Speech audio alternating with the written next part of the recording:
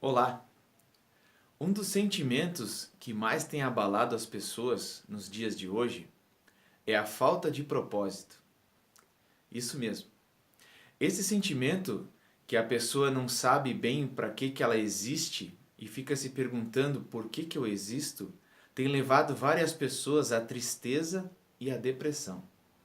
Teorias como a teoria do evolucionismo e a teoria do ateísmo têm levado pessoas a isso.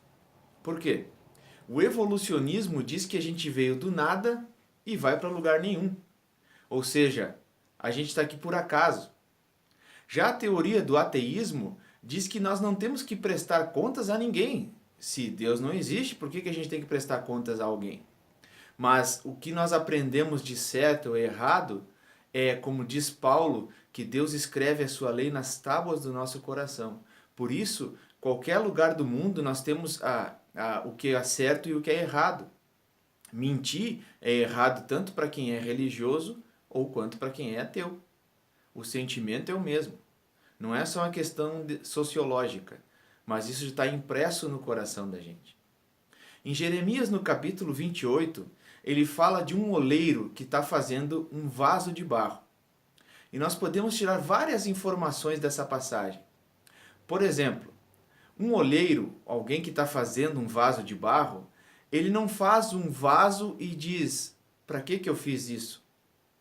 Antes, ele primeiro vê uma necessidade pré-existente, daí então ele projeta na sua mente o vaso, então ele pega a matéria-prima para fazer, desenvolver e produzir esse vaso mediante a uma questão pré-existente, uma necessidade pré-existente.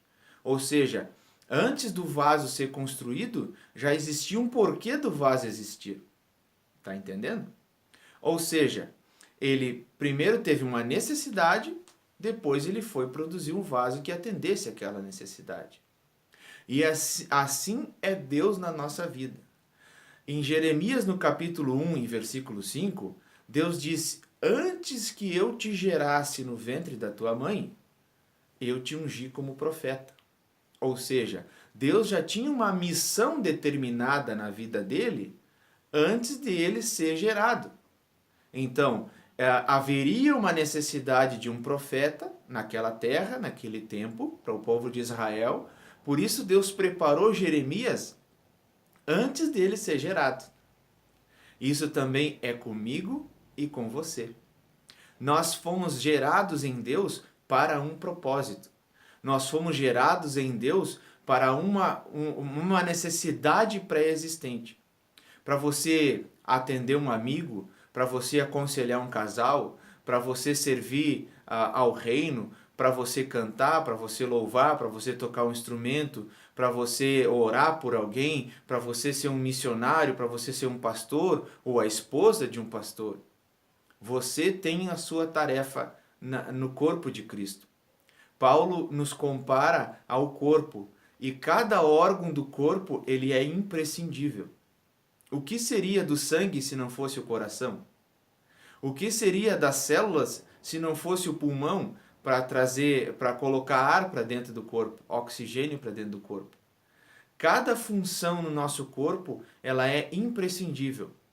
Quando nós vemos alguém com uma deficiência, com uma necessidade especial, como se diz, por exemplo, alguém cego, alguém surdo, logo ele vai ter algum outro sentido mais aguçado por falta daquele.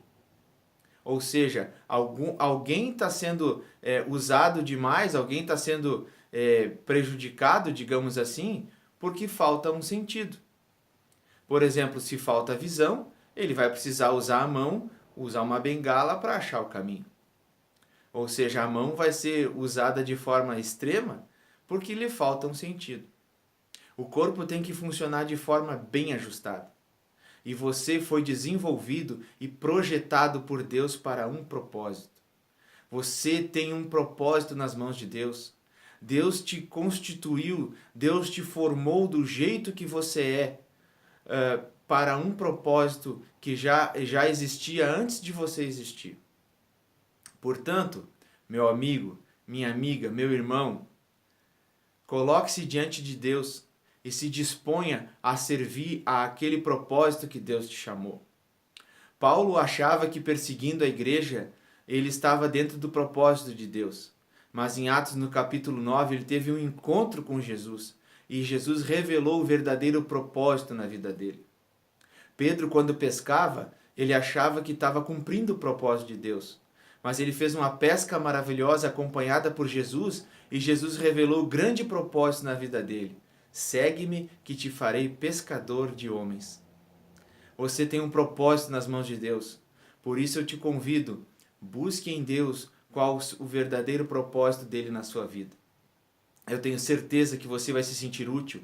Eu tenho certeza que você vai abençoar várias pessoas que estarão ao teu lado, porque você vai estar dentro do propósito de Deus. Se você gostou dessa mensagem, curta, compartilhe para que outras pessoas também sejam abençoadas. Em nome de Jesus, amém.